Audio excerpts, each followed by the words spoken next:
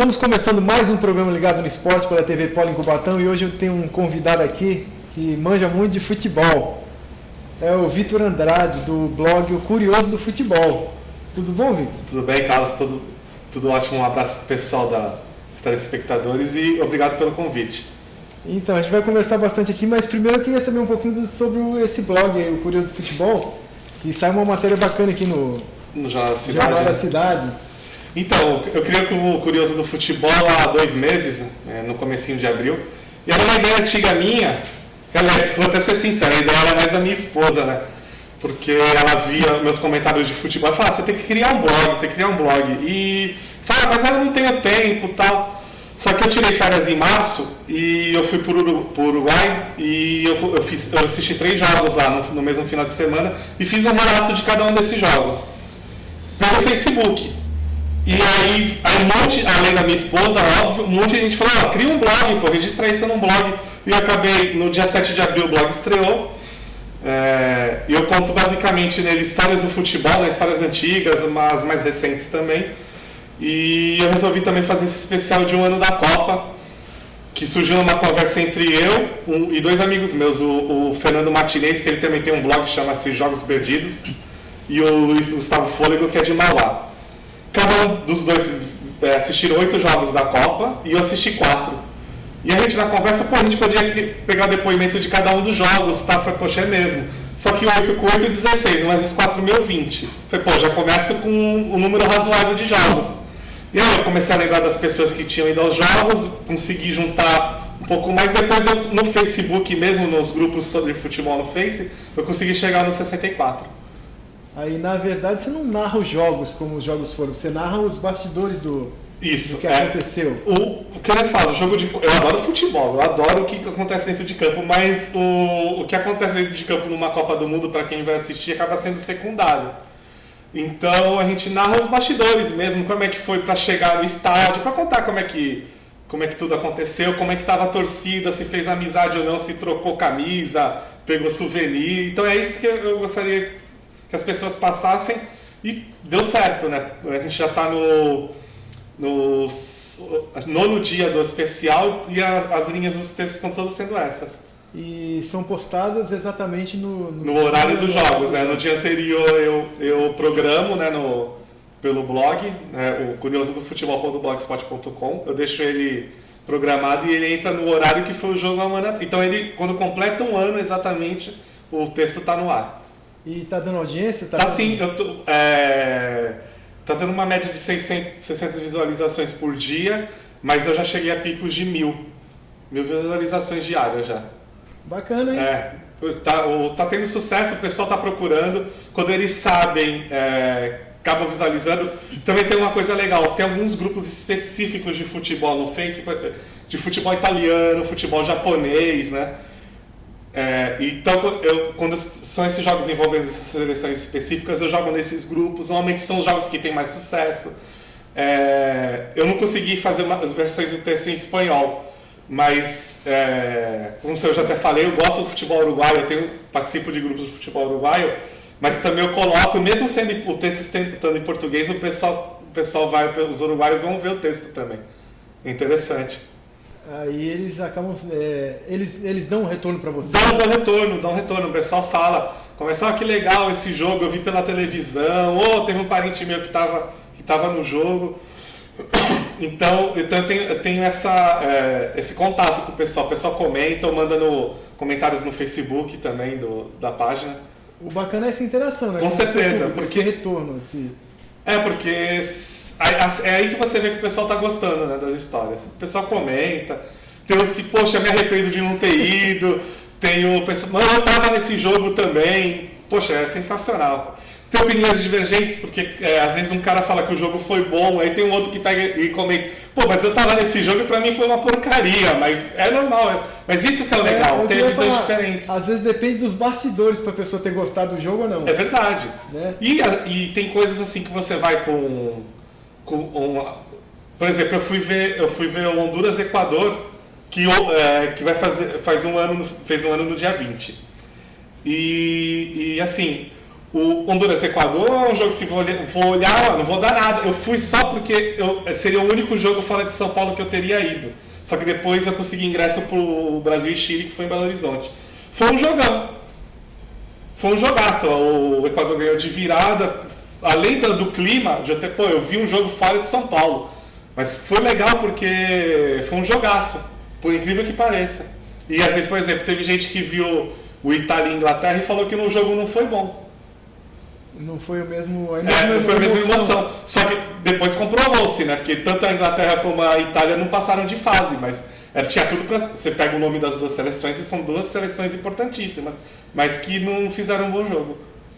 E nesse jogo que você foi, tem alguma curiosidade assim? Tem. Esse Honduras-Equador é sensacional, porque teve um amigo nosso, o Renato Rocha, ele é de São Paulo, e ele foi em alguns jogos da Copa, ele ia fantasiado de alguma das seleções que estavam no jogo. Então nesse dia ele foi fantasiado de hondurenho, mas ele usava aquela, tipo uma máscara de lutador de luta livre, né, de telequete, que é comum na América Central e no México. É isso.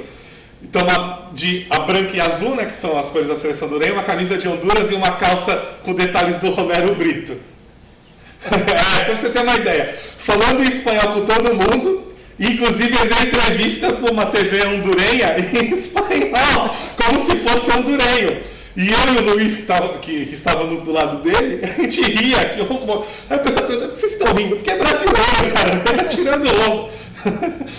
Eu já tinha enchido a cara de tangue um pouquinho, né? Então eu já estava para lá de Bagdá, mas foi um sarro.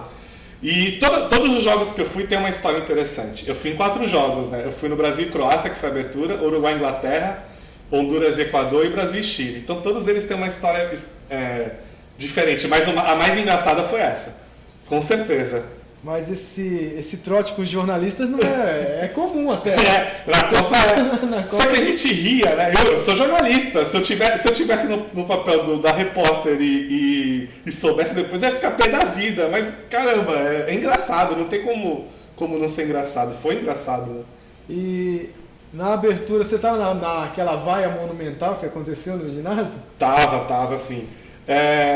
A abertura foi legal porque assim, foi meu primeiro jogo de Copa. Eu adoro futebol, acompanho desde a Série A do Brasileiro até a última divisão do Campeonato. Aliás, eu torço para a Portuguesa Santista, né, que está na última divisão do Paulista. Então eu assisto o jogo quase sempre. Eu brinco que assim, eu parecia uma criança entrando no parque de diversões, tipo Play Center ou Hopi Hari. Porque era um sonho que eu estava realizando naquele dia. Foi o único jogo que a minha esposa foi, né? Então ela percebia que eu estava emocionado. E, poxa, sensacional. Cada jogo, cada minuto daquele dia eu não esqueço, sabe? Você aproveitou cada minuto. Eu não gosto de Jennifer Lopez, das músicas Jennifer Lopez, Pitbull, até a música eu tava lá agitando na hora da abertura. Porque foi uma realização de um sonho mesmo. Eu assisti um jogo de Copa do Mundo. A primeira Copa que eu acompanhei, eu tinha 7 anos, né? Foi em 86, do México. Eu nunca imaginei naquela época que eu ia estar no estádio vendo o jogo de Copa. Pô, que bacana. E a gente vai para um pequeno intervalo aqui, mas a gente tem tanta coisa para conversar que o tempo passa muito rápido aqui. Mas não sai daí, tá? A gente vai para um pequeno intervalo, mas voltamos já.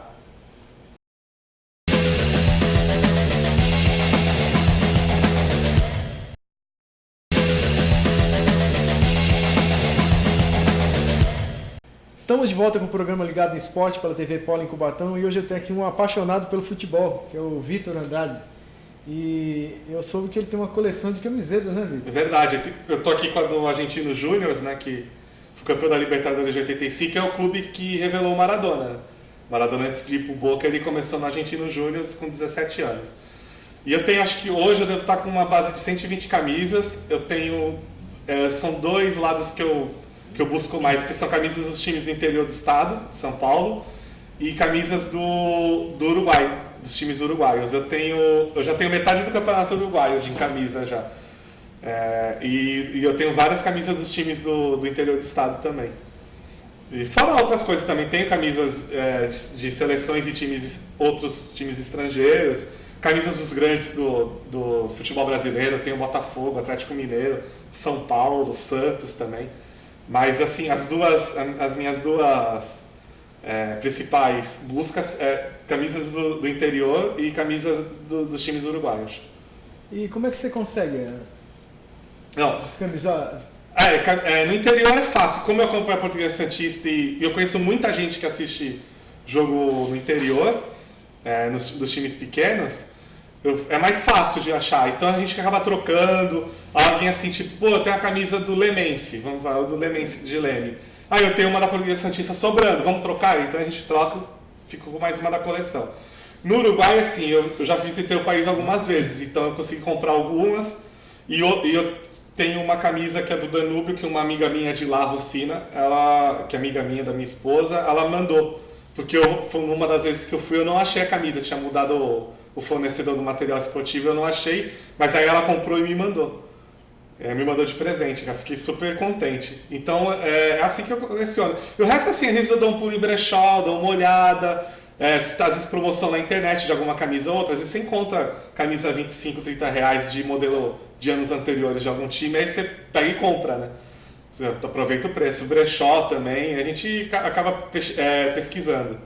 E tem alguma autografada? Eu tenho uma camisa do Santos autografada pelo Neymar. Pelo Neymar? Pelo Neymar, Eu ganhei do meu pai essa camisa. E como ele conseguiu a assinatura? Então, acho que teve, se eu não me engano, teve uma ação beneficente da PAI de Cubatão, que eles recolheram, o Neymar doou as camisas autografadas e a PAI vendeu, né, para arrecadar fundos. E meu pai comprou e me deu de presente de aniversário há uns 2 anos. E tem alguma camisa assim que é o seu desejo que você ainda não conseguiu? Tem alguma, sim. Eu tenho um time que se chama Juventude Las Piedras, lá do Uruguai. E eu acho que eu tô até para conseguir essa camisa, que eu tenho um conhecido que mora no Brasil, mas ele é dessa cidade, ele tá lá, e ele falou que vai conseguir para mim. Essa camisa eu sempre quis e eu nunca consegui. E também eu sempre quis ter a camisa do Bangu, que é um time que, quando eu era pequeno, foi vice-campeão brasileiro, eu tinha 6 anos, e eu sempre simpatizei no Rio pelo Bangu, e eu não tenho essa camisa ainda. E eu gostaria de ter. E será que consegue? Acho que consigo, assim, essa camisa é até mais fácil. Acho que até por ser um pouco mais fácil, às vezes eu acabo deixando de lado e vou buscando outras, mas essa eu consigo. Eu preciso ter. Então seu amigo vai te... A do Juventude Las Piedras eu tenho certeza que em breve eu já devo ter ela na coleção. E a do Bangu... Se ele aparecer sem essa camisa aqui... Não tem problema. Não tem problema nenhum. Eu corro do outro jeito de correr atrás. Não vai perder a amizade. Não, claro que não. Pelo amor de Deus. A amizade fica pra sempre, independente de trazer camisa ou não. E falando em camisa, fala um modelo de uma camisa esquisita assim... Tenho várias. Eu tenho uma da Escócia de 1995. Os anos 90 são legais de camisa, porque eles faziam umas camisas meio psicodélicas, com vários detalhes, assim. Então, a do Bragantino, quando o Bragantino brincou entre os grandes, que eram preto e branca com uns detalhes bem esquisitos. Essa da Escócia também. Tem umas terceiras camisas, tipo o Corinthians, nessa mesma época, lançou uma terceira camisa que era toda cheia de detalhe. Então, essas camisas dos anos 90, elas são diferentes. Às vezes elas são muito bonitas e às vezes de tanto detalhe acabam ficando estranhas. Exageram nos detalhes e acabam ficando estranhas. Eu tenho uma da Lazio também, que ela também é dessa época. Que a Lazio é aquele azul celeste tipo da seleção uruguaia, né? E eles fizeram um azul um pouco mais escuro, com um azul super escuro, quase preto. Só que a parte do azul mais escuro, ela entra meio de serra assim na camisa, então ela é meio estranha também. Então, pra você achar camisa diferente, são as camisas dos anos 90.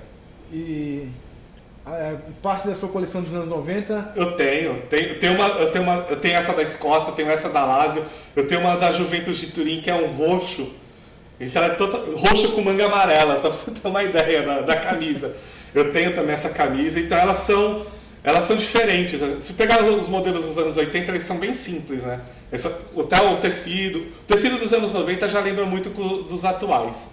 Só que os anos 90 tem esses detalhes super psicodélicos, assim, e aí chega nos anos 2000, eles deixam as camisas mais simples, né? Mas com tecido já mais moderno.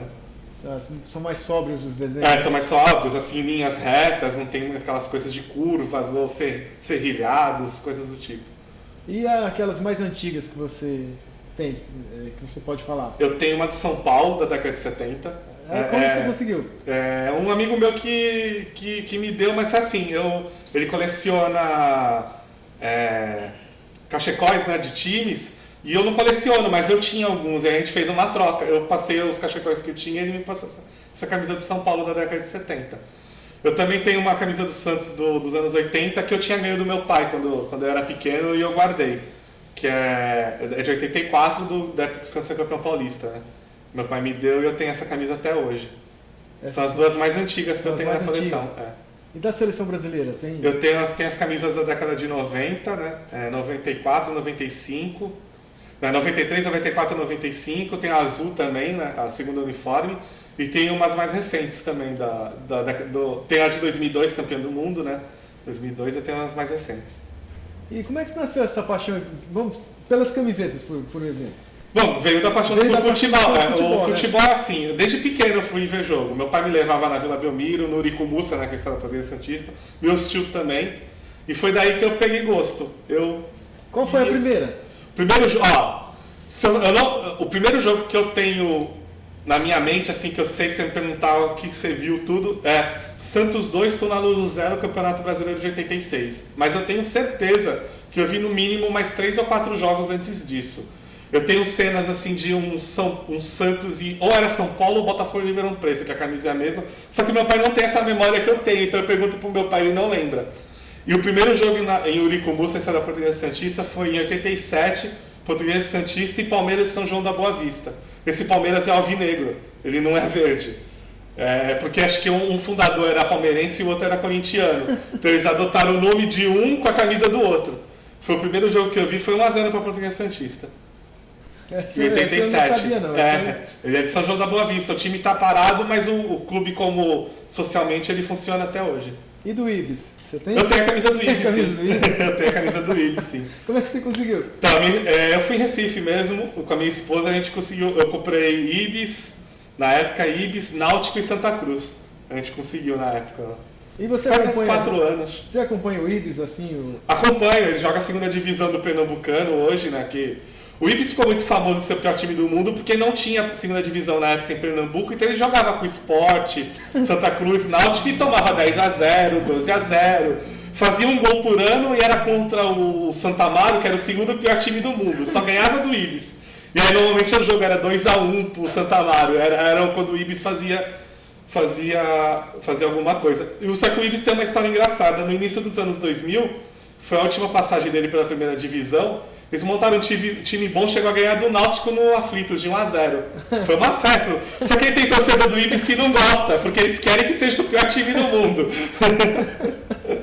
Ele ficou famoso por causa disso. Ficou famoso quando começa a ganhar, pô, não vale, pô, o Ibis tem que ser pior.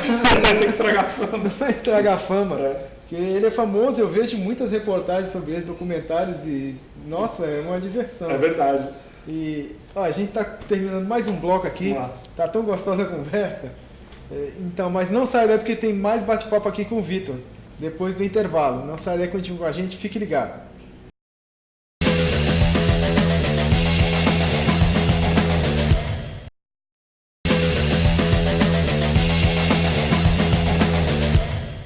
Estamos de volta com o programa Ligado no Esporte pela TV Paulo em Cubatão. Vou continuar aqui com esse bate-papo gostoso com o Vitor. E agora eu queria que ele descrevesse algumas imagens assim que você colheu nessas pesquisas do blog. Então, cara, o especial da Copa tem umas imagens sensacionais, assim. Porque assim, eu nem tinha como conseguir em todos os jogos, então eu tive que contar com a colaboração do pessoal. Primeiro, só para deixar bem claro, eu contratei cerca de 130 pessoas, uma não quis fazer. Algumas não conseguiram mandar o depoimento por causa de trabalho, né? Eu tô pedindo um favor, né? Também não vou ficar cobrando. Mas eu consegui chegar nos jogos e tudo, mas de 130, uma só não quis. Todas as outras, até perdão, não consegui mandar, mas eu quero participar de alguma forma. Mas beleza, pode mandar que a gente dá um jeito. Mas assim, eu consegui mandar imagens de ingleses num barco no Rio Negro, lá em Manaus, com as bandeiras de torcida da Inglaterra penduradas no barco. Nesse mesmo dia, o pessoal em frente do Teatro Municipal de Manaus, que é famosíssimo, então uns 50 ingleses tirando foto na frente do Teatro de Manaus. Também mandaram foto do cosplay do Alex Lalas, que é um zagueiro dos Estados Unidos da década de 90. O cara foi pro jogo fantasiado de Alexis Lalas, só pra você ter uma ideia. Mandaram o vídeo da torcida chilena, esse já tá até no blog, já que foi nos primeiros dias. Torcida chilena no ônibus em Cuiabá, indo pro jogo. Mas ônibus normal, não era ônibus de excursão, não. Ônibus de linha, cantando as músicas da torcida do Cobreloa do Chile no ônibus. E um amigo meu, que é o Estevam, que estava nesse jogo, ele filmou. Então tem várias fotos interessantes, assim, histórias interessantes de... Tem o jornalista até do Diário do Litoral, o Luigi Di Vaio, ele é italiano de nascimento, né? Ele veio para o Brasil pequeno, mas ele é italiano. E ele foi ver o Itália e Costa Rica em Recife. Como a Costa Rica estava em Santos, né? A Costa Rica se hospedou em Santos. Então ele, o único italiano, foi e voltou com um monte de costarriquenho. E a Costa Rica ganhou o jogo. Imagine como foi a volta dele, né? E ele falou, não, eu sou brasileiro, eu sou brasileiro. Então tem várias histórias assim. Tem a minha história que eu contei, né, do Honduras e Equador. Tem a do Brasil e Chile também, que é uma coisa que eu fui e o Brasil acabou passando nos pênaltis. Esse jogo foi teste para cardíaco. Eu até brinco que quando acabou o jogo, eu liguei para minha esposa. A primeira coisa que eu falei é assim, eu tô curado da hipertensão. Porque foi um jogo nervoso, né? Teve a bola na trave do Pinilha, depois fui para os pênaltis. Mas, e quando eu voltei, esse jogo eu voltei de avião, voltei de avião, de Belo Horizonte. Quando eu voltei, eu entrei no avião, eu dei de cara com o Valdívia. Porque o Valdívia não voltou com a delegação chilena, ele veio para São Paulo. Que é difícil, poxa, você está numa Copa, seleção eliminada, ele não voltou com a delegação, ele veio para São Paulo. Ele tirou foto com todo. Eu tenho, inclusive, o dia do jogo, eu vou postar a foto que eu fiz com ele nesse dia, dentro do avião. Será que souberam que ele tá? Acho que sim, até porque ele tá na seleção chilena agora, na Copa América, porque senão, se o técnico não deixasse, ele não teria sido convocado agora. E o Ademir Quintino também está participando, né? Ele fez o Uruguai e Inglaterra, eu e ele, a gente fez uma dobradinha nesse jogo. Inclusive, esse jogo eu voltei de carona com ele aqui para a Baixada, né? Ele me deu carona. Esse jogo, para mim, é a melhor atuação individual de um jogador na Copa. É o do Luis Soares, que ele fez 2 gols nesse jogo. Ele acabou com a Inglaterra nesse dia.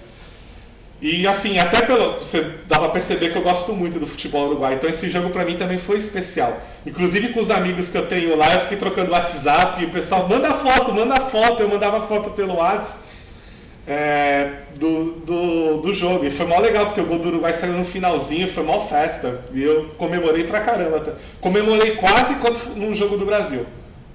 E você já pensou na possibilidade disso aí virar um livro? Então, a princípio, eu não estava com essa ideia. Mas como muita gente já colaborou, e assim, poxa, eu não paguei nada, né? Não tenho como, né? Foi tudo na colaboração. Eu vou pegar todo esse material, eu vou transformar ele num e-book a princípio e eu vou mandar para cada um dos colaboradores. Mas ele diagramado como se fosse um livro mesmo, com capa, tudo direitinho. Mais para frente, se alguém se interessar, eu tenho essa pretensão mesmo de transformar em um livro. Ele já é um livro, né? É só a questão de montar. Mas o pessoal que colaborou, eu vou dar esse presente, né? Pelo menos é o mínimo que eu posso fazer. Mas lá para frente, alguém se interessar, eu tenho essa pretensão sim. Transformar em livro. Seria bacana, com certeza, história, né? Porque é muita história. Inclusive, tem a questão do pessoal que eu falei que não deu tempo. Esse pessoal que está mandando os depoimentos, mesmo depois de completado um ano do jogo, eu vou colocá-lo no e-book, o depoimento. Então vai ter jogo que vão ter 3 depoimentos, 4, até tem um jogo que tem até 4 depoimentos. No e-book eu vou colocar. No blog eu estou colocando no máximo 2, senão o texto fica muito longo, né? Mas no e-book eu vou colocar todos. Acho bacana, para ter mais de um ponto de vista. Então. E isso que é o legal também, só aproveitando, eu não peguei só fanático pro futebol, né? Porque então tem visões de mulheres, tem visões de gente que assim, ganhei o ingresso, eu vou ver e tal. E o pessoal também muda um pouco essa visão do futebol. Acaba gostando mais, né? Porque é diferente, né? A Copa eu mesmo mudei minha visão de futebol depois da Copa do Mundo. E desse conteúdo todo, qual aquele ponto ali que chamou mais atenção sua? Nossa, tem tanta coisa, mas assim, primeiro, as palavras inesquecível, como eu posso falar? Não consigo descrever a emoção. são elas que mais aparecem, essas expressões são as que mais aparecem nos textos. Porque realmente é uma sensação inesquecível mesmo. Você está lá presente, seja qual for o jogo for. Tem gente que foi em um jogo ele tem essa mesma reação. Mesmo que o jogo dentro de campo tenha sido uma porcaria, aquele 0x0 que ninguém gosta de ver. Mas só o clima de fora do estádio já deixa, ou da torcida na arquibancada, deixa o pessoal maravilhado. Essas são as reações assim, do pessoal. Imagina aquele ginásio lotado, as torcidas... Gente de vários lugares do mundo, colombiano, porque fora os brasileiros, né, que estavam em casa, colombiano tinha tudo quanto é lugar. Tem uma história do Emerson Ortunho, que ele foi em Porto Alegre, né, ver Argélia e Coreia do Sul. Depois eles saíram do Beira-Rio e foram para o aeroporto de ônibus comum, numa favela, e esse ônibus passava por uma favela em Porto Alegre. Subiu um colombiano. Nesse dia ele falou, chega, porque todo mundo fala, mano, tinha sempre um grupo grande de colombianos em todos os jogos. Inclusive eu, quando eu fui buscar o ingresso da abertura em São Paulo, há 2 dias antes do jogo, lá na Vergueiro, né? Já tinha tipo assim, um grupo de 20 colombianos. Eu falei, caramba, e depois eu comecei a perceber, todo jogo tinha colombiano. Era incrível. E eu não vi nenhum jogo da Colômbia. Mas era... Tanto que pra mim não foi surpresa o Brasil jogou com a Colômbia agora na Copa América ter tido mais colombianos dentro do estádio lá no Chile. Porque realmente eles vão atrás da seleção. E a crônica do 7x1 do Brasil? Então, tem 2 crônicas, né? Do 7x1. É vergonha, né? Mas mesmo assim, o pessoal ainda fala que fora do estádio foi legal. Mesmo depois do jogo. Que o pessoal meio assim, já perdeu mesmo, então vou curtir, né? Vamos aproveitar. Mas assim, o 7x1, infelizmente, não é a lição que o futebol brasileiro deveria ter aprendido. A prova está aí. Não mudou nada, né? Já era para ter apresentado alguma mudança e não mudou. E deveria ter mudado, porque aquilo ali representou no único dia tudo aquilo que o futebol brasileiro apresentava de falha. Foi desde dentro como fora de campo. Foi um fato inacreditável. Eu nunca me esqueço, porque esse jogo eu assisti na casa dos meus pais, né? Então tava toda a família reunida. E eu não acredito, não é nem a questão de tomar goleada. Às vezes num jogo você tem um jogador expulso no começo, fica ruim, você toma uma goleada. Mas os jogadores brasileiros, a seleção brasileira não tinha reação alguma. Foi estranho. Não teve um jogador que se jogou no chão para simular contusão e esfriar o jogo, ou um outro também armar uma confusão para parar o jogo. Continuaram tomando gol e não faziam nada. Foi um atrás do outro. Foi um atrás do outro. Parecia que... E se a Alemanha quisesse, fazia 10, 11. Foi a impressão que a Alemanha pisou no freio. Tirou no freio, tirou o pé e falou, chega, né? Não precisa. Vamos na casa dele. Vamos segurar para a final, né? Tem a final ainda. Parece que foi isso. Então, Vitor, o nosso programa está acabando. Eu queria agradecer muito a sua presença aqui. Eu queria que você aproveitasse esse minuto final para você mandar um abraço, um agradecimento para quem você quiser. Eu quero agradecer a todos os telespectadores. Estou me aguentando aqui, né? Para você, Carlos, pelo convite. Para o Douglas, da produção, que fez o convite também. Pimentel, que conheço há tanto tempo. Para minha esposa, né? Porque eu sempre tenho que falar que a ideia do blog é dela. Ela sempre falou, faz o blog. E acabei aceitando e, poxa, está sendo super legal. Então o blog é ocuriosodofutebol.blogspot.com. Você também pode acompanhar pelo Facebook, né, facebook.com/ocuriosodofutebol, ou no Twitter, @ocuriosofutebol. Tá? Mais uma vez eu agradeço o convite e, precisando, pode contar comigo. Com certeza. Eu que agradeço a sua presença, o bate-papo foi muito gostoso. Mesmo eu não gostando assim de futebol, não sendo fanático de futebol, gostei muito do bate-papo aqui. Tá bom. E manda as fotos da coleção de camisas, que eu fiquei curioso para ver essas camisas. Tá bom, vou mandar para mostrar para o telespectador. Então, muito obrigado e obrigado a vocês que nos acompanham a cada programa. E continue com a TV Polo, que tem mais programação da cidade para vocês. Continue com a gente, fique ligado. Muito obrigado. Vou mandar sim. Vou mandar